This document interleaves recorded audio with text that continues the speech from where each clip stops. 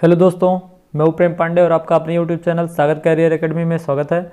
दोस्तों, आज मैं आप लोगों के लिए प्रोनाउन की क्लास को लेकर आया हूं और इस वीडियो में मैं आपको प्रोनाउन और उसके पार्ट्स के बारे में भी बताऊंगा। तो प्लीज़ दोस्तों, वीडियो को पूरा देखिएगा और वीडियो अगर आपको अच्छा लगता है तो प्लीज़ वीडियो को लाइक कर दीजिएगा तथा अगर आप चैनल पर नए हैं तो चैनल को सब्सक्राइब करना ना भूलिएगा। तो चलिए दोस्तों, आज की क्लास को शुरू करते हैं। दोस्तों, प्रोनाउन का मतलब होता है सर्वनाम। प्रोनाउन दो शब्दों से मिलकर बना हुआ है, पहला प्रो और दूसरा नाउन, जिसमें से प्रो का अर्थ होता है के लिए और नाउन का अर्थ तो आप जानते ही होंगे, पीछे वाली क्लास में आपने पढ़ रखा है। नाउन मतलब होता है संज्ञा, तो अर्थात संज्ञा के लिए।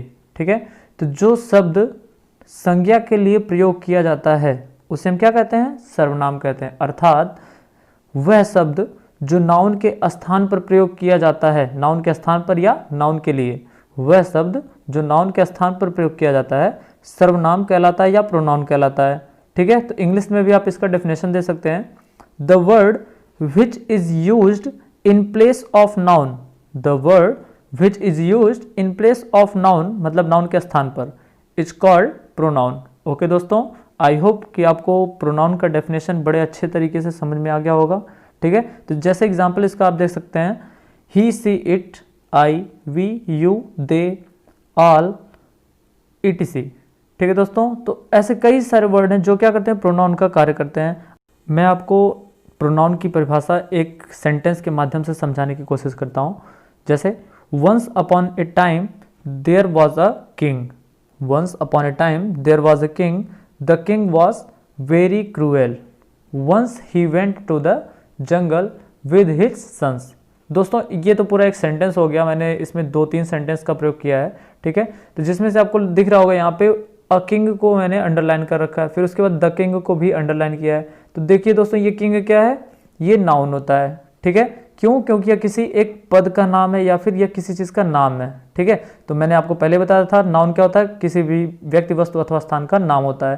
ठीक है दोस्तों, तो ये नाउन हो गया और यहाँ पे मैंने ही को अंडरलाइन कर दिया। ही क्या दोस्तों? ये ही क्या है? किसके लिए प्रयोग किया गया है? ये किंग के लिए प्रयोग किया गया है।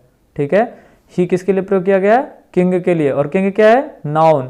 तो मैंने क्या डेफिनेशन दिया? वह शब्द जो नाउन के स्थान पर प्रयोग किया जाता है। तो यहाँ पे ही किसके स्थान पर प्रयोग किया गया? नाउन के। कौन से नाउन के? किंग। तो किंग क्या है? नाउन है, इसलिए ही क्या हो जाएगा? प्रोनाउन हो जाएगा दोस्तों। ठीक है, समझ में आ रहा है कि नहीं आ रहा है? ठीक, फिर यहाँ पे देखिए हिज को भी मैंने अंडरलाइन कर दिया, हिज सन्स। ठीक है, हिज क्या है? ये भी प्रोनाउन है। क्यों? यह किसके बारे में बता रहा है? यह राजा के ही बारे में बता रहा है। किसके पुत्रों की बात हो रही है? राजा के। ठीक है, तो यहाँ पे देखिए मैंने राजा नहीं लिखा, यहाँ पे किंग ना लिख करके मैंने क्या लिख दिया? हिज लिख दिया। ठीक है, तो इससे क्या पता चल रहा है? यह हिज किंग के लिए प्रयोग हुआ है, इसलिए क्या हो जाएगा? प्रोनाउन हो जाएगा। ठीक है दोस्तों, यह किस केस में है? पजेसिव केस में। मैं आपको दोस्तों इस वीडियो में इस प्रोनाउन के केस के बारे में बताऊंगा। ठीक है, तो प्लीज़ वीडियो को देखते रहिएगा। आई होप कि आपको ये सेंटेंस समझ में आ गया होगा और इसके माध्यम से आपको प्रोनाउन की परिभाषा भी समझ में आ गई होगी। ठीक है दोस्तों, तो आप वीडियो को पूरा देखते रहिए, इसी प्रकार आपको और भी कई सारे चीज़ों के बारे में पता चल जाएगा। ओके दोस्तों, तो चलिए दोस्तों, अब हम प्रोनाउन के प्रकार के बारे में जानते हैं। प्रोनाउन दोस्तों 10 प्रकार का होता है। ठीक है, तो दोस्तों इसके बारे में आप अलग अलग बुकों में अलग प्रकार के बारे में आप जानेंगे कि कई बुकों में आपको 5 भी मिलता है, कई में 8 भी मिलेगा और कई में 10 भी मिल जाएगा। ठीक है दोस्तों, तो मैं आपको 10 प्रकार के बताता हूँ, इसी के माध्यम से आप सबको समझ जाइएगा। ठीक है, तो प्रोनाउन 10 प्रकार का होता है। जैसे पहला हमारा कौन सा है? Personal pronoun. सबका हिंदी यहाँ पे लिख भी दिया हूँ मैंने। ठीक है, पर्सनल प्रोनाउन व्यक्तिवाचक सर्वनाम। दूसरा डिमॉन्स्ट्रेटिव प्रोनाउन संकेतवाचक सर्वनाम। थर्ड है डिस्ट्रीब्यूटिव प्रोनाउन विभाज्य बोधक सर्वनाम। फिर आता है इंट्रोगेटिव प्रोनाउन प्रश्नवाचक सर्वनाम। फिर आता है रिलेटिव प्रोनाउन संबंध सूचक या संबंधवाचक। इंडेफिनिट प्रोनाउन अनिश्चयवाचक। रिफ्लेक्सिव प्रोनाउन निजवाचक सर्वनाम। एम्फैटिक प्रोनाउन दृढ़ता सूचक सर्वनाम। रेसिप्रोकल प्रोनाउन परस्पर सूचक सर्वनाम। एक्सक्लामेटरी प्रोनाउन विस्मयादि बोधक सर्वनाम। ठीक है दोस्तों, तो ये हमारे 10 प्रोनाउन हैं। ठीक है, इनके माध्यम से आपको मैं पूरे प्रोनाउन को बताऊंगा और समझाऊंगा भी। ठीक है दोस्तों, चलिए दोस्तों, अब हम इसके पर्सनल प्रोनाउन के बारे में जानते हैं कि पर्सनल प्रोनाउन क्या होता है और इसके कितने भाग होते हैं। ओके दोस्तों, तो पर्सनल प्रोनाउन देखिए पर्सन शब्द से बना हुआ है। ठीक है, पर्सन मतलब क्या होता है? व्यक्ति। अर्थात पर्सन माने व्यक्ति होता है, तो पर्सनल प्रोनाउन माने क्या हो जाएगा? व्यक्तिवाचक सर्वनाम। अर्थात वह शब्द यानी वह प्रोनाउन जो किसी व्यक्ति के लिए प्रयोग किया जाता है यानी वह प्रोनाउन जो किसी व्यक्ति के लिए प्रयोग किया जाता है वह क्या कहलाता है, पर्सनल प्रोनाउन कहलाता है। मतलब कि यह है कि जो प्रोनाउन किसी व्यक्ति के लिए ही केवल प्रयोग किया जाएगा वह क्या कहलाएगा, पर्सनल प्रोनाउन कहलाएगा। ठीक है दोस्तों, जैसे ही, she, it, I, we, you, दे, ये सब क्या है दोस्तों, ये सब पर्सनल प्रोनाउन है जो केवल व्यक्ति के लिए ही प्रयोग किए जाते हैं। ठीक है, तो दोस्तों अब देखते हैं पर्सनल प्रोनाउन कितने प्रकार का होता है। पर्सनल प्रोनाउन हमारा 3 प्रकार का होता है, फर्स्ट पर्सन, सेकंड पर्सन और थर्ड पर्सन, ये 3 प्रकार हैं दोस्तों। ठीक है, तो फर्स्ट पर्सन किसे कहते हैं दोस्तों, सबसे पहले ये जानना हमें। ठीक, तो फर्स्ट पर्सन क्या होता है, फर्स्ट पर्सन मतलब स्पीकर। ठीक है, स्पीकर मतलब क्या होता है, बोलने वाला, अर्थात वह व्यक्ति जो बोलने का कार्य करता है क्या कहलाता है, फर्स्ट पर्सन कहलाता है। ठीक है, फिर आता है हमारा सेकंड पर्सन। सेकंड पर्सन किसे कहते हैं, सेकंड पर्सन मीन्स लिसनर, अर्थात सुनने वाला, वह व्यक्ति जो सुनने का कार्य करता है। सपोज मैं अभी बोल रहा हूं तो मैं क्या हो गया, फर्स्ट पर्सन आई और वी, क्लियर। और सेकंड क्या हो जाएगा, आप सुन रहे हैं, जैसे अभी आप वीडियो देख रहे हैं तो क्या कर रहे हैं, आप सुन रहे होंगे कि नहीं सुन रहे होंगे। ठीक है, तो ये सेकंड पर्सन कौन हो जाएगा, आप, मतलब यू क्या होता है, सेकंड पर्सन होता है। फिर आता है थर्ड पर्सन, जिसके बारे में हम बात करते हैं। सपोज मैंने राम क्या है, थर्ड पर्सन है, क्योंकि हम अगर मान लिए रहे हैं कि राम के बारे में बात कर रहे हैं। ठीक है, तो राम क्या हो जाएगा, थर्ड पर्सन हो जाएगा। ठीक है, तो दोस्तों आप इसको ऐसे भी समझ सकते हैं, थर्ड पर्सन क्या कहलाता है, the person about whom we talk, मतलब जिसके बारे में हम बात करते हैं वो थर्ड पर्सन कहलाता है। जैसे क्या होता है, कोई 2 व्यक्ति बात करता है किसी तीसरे की, तो 2 तो हम मान लो मैं बात कर रहा हूँ, आप सुन रहे हैं, तो ये क्या हो गया, सेकंड और फर्स्ट हो गया, मतलब मैं फर्स्ट आप सेकंड। और थर्ड हो गया किसी के बारे में हम चुगली कर रहे हो।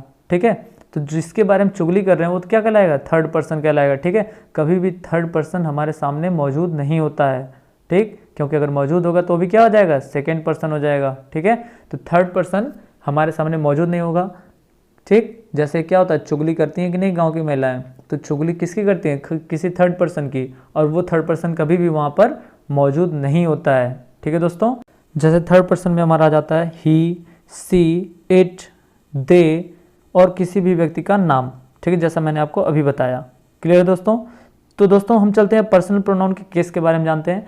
देखिए दोस्तों, केस जो होता है प्रोनाउन में वो केवल पर्सनल प्रोनाउन का ही होता है। ठीक है, तो पर्सनल प्रोनाउन का केस भी 3 प्रकार का होता है। नाउन में आपने 4 प्रकार का पढ़ा है, लेकिन यहाँ पे केवल 3 प्रकार का ही आपको प्रोनाउन में मिलेगा केस। क्यों, क्योंकि जो हमारा वोकेटिव केस होता है वो यहाँ पे काम नहीं करता है। ठीक है, अगर वोकेटिव केस को हम माने तो वो भी क्या करता है, सब्जेक्ट का ही कार्य करने लगता है। ठीक है दोस्तों, तो पर्सनल प्रोनाउन के 3 केस होते हैं, पहला सब्जेक्टिव केस, दूसरा ऑब्जेक्टिव केस और तीसरा पजेसिव केस। तो दोस्तों मैं यहाँ पे एक चार्ट आपको दे रहा हूँ जिसको आपको हमेशा पूरी लाइफ में याद रखना है कि अगर आपको अंग्रेजी कभी भी पढ़ना है तो। जैसे कि यहाँ पे एक चार्ट में सब्जेक्ट दिया है, दूसरे चार्ट में ऑब्जेक्ट और तीसरे चार्ट में पजेसिव केस के बारे में दिया है। ठीक है दोस्तों, तो पूरा आप इसका स्क्रीनशॉट ले लीजिए, जिसमें पढ़ के आपको बता दे रहा हूँ। आई क्या सब्जेक्टिव केस में है, फिर ऑब्जेक्ट इसका क्या होता है, मी, और पजेसिव केस माई और माइन। दोस्तों यहाँ पे माई और माइन दोनों का अलग अलग प्रयोग होता है। ठीक है, तो यहाँ पे कई सारे आपको हर एक प्रोनाउन में इसमें ऑब्लिक करके आपको दे दिया हूँ। ठीक है, इनका मतलब मैं आपको अलग वीडियो में आपको समझा दूंगा। ठीक है, जहाँ पे फिर क्या होता है, वी का ऑब्जेक्ट क्या होगा, अस, और पजेसिव आवर और आवर्स। फिर आता है यू का ऑब्जेक्ट यू ही होता है, फिर पजेसिव इसका योर और योर्स होता है। फिर हमारा प्रोनाउन है ही का ऑब्जेक्ट क्या होगा, हिम, और पजेसिव हिज होता है। फिर आता है सब्जेक्ट सी का ऑब्जेक्टिव क्या होगा, हर, और पजेसिव क्या होगा, हर और हर्स। ठीक है, यहाँ पे देखिए दोनों में दोस्तों अंतर होता है। ठीक है, कि आपको फिर ये भी आपको वीडियो में पता चल जाएगा अगले। ठीक, दे का पजेसिव क्या होता है दोस्तों, देम और देयर्स होता है इसका पजेसिव केस।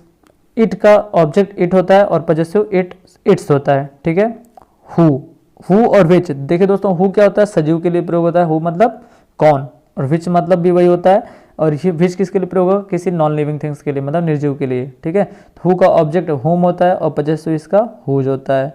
फिर आता है विच का मतलब भी क्या होता है, वही होता है दोस्तों जो या जिसने। ठीक है, लेकिन ये क्या होता है, नॉन लिविंग थिंग्स के लिए प्रयोग होता है। इसका ऑब्जेक्ट विच होता है और पजेसिव केस क्या होगा, हुज। ठीक है, देखिए दोस्तों सब्जेक्ट हु और विच दोनों का पजेसिव केस क्या होता है, सेम होता है, मगर प्रयोग में अंतर होता है। ठीक है दोस्तों, तो बस इस वीडियो में आपको इतना ही बता रहा हूँ, और अगले वीडियो में आपको फिर मैं कुछ और नई जानकारी दूंगा। तब तक के लिए जय हिंद, जय भारत, वंदे मातरम।